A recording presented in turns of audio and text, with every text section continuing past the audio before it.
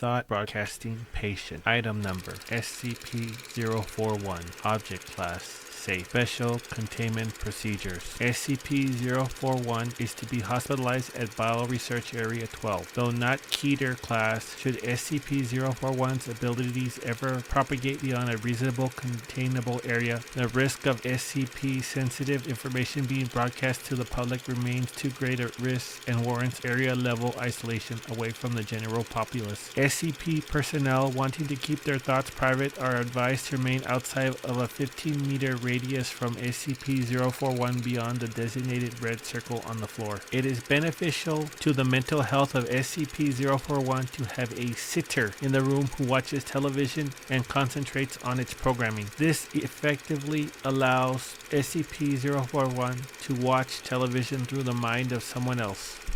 The optimal sitter is a Class D personnel with below average intelligence whose mind does not wander or have more than one train of thought at a time. Though not mind control, SCP-041 has used its abilities to coerce sitters into watching a program that they don't themselves enjoy. SCP-041's tastes vary between gore slasher films, having even expressed interest in snuff and children's programming. Description: SCP-041 is a male human suffering from irreversible damage to his central nervous system, which is believed to have been caused by an infection of a rare strain of bacteria meningitis. Although antibiotics were successful in clearing the infection, the membrane surrounding his brain and spinal cord had reacted to the infection by severing many neurons connecting the central nervous system to the rest of the body. SCP-041 must rely on a respirator to sustain his breathing, a bioventricular pacemaker to keep his heart beating, and a nasogastric tube to provide nutrition.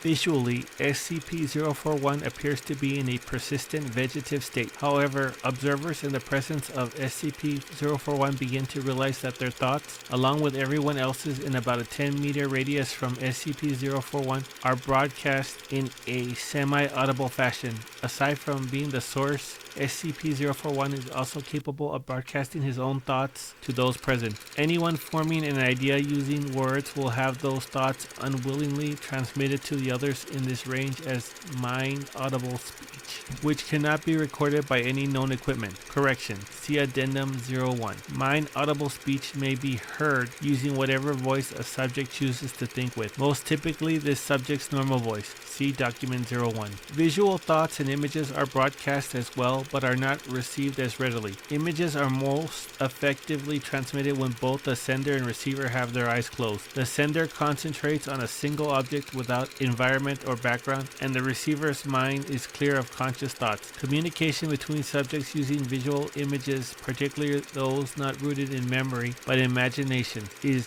usually difficult. The sender typically has trouble conceiving a highly detailed mental object from a single point of view, while the receiver will often try to fill in the gaps of missing information, ultimately resulting in the receiver seeing a different image from what was sent. The most difficult imagery to be successfully broadcast appears to be a person's face, particularly if the image is one of a person in motion. Although able to transmit his thoughts to others, SCP-041 is not very talkative. Attempts to persuade SCP-041 to divulge any information about his abilities has so far been fruitless. SCP-041 is typically silent and normally will not respond to any direct attempts at communication. However, SCP-041 appears to have a sense of humor as he interjects occasional comments into conversations of others.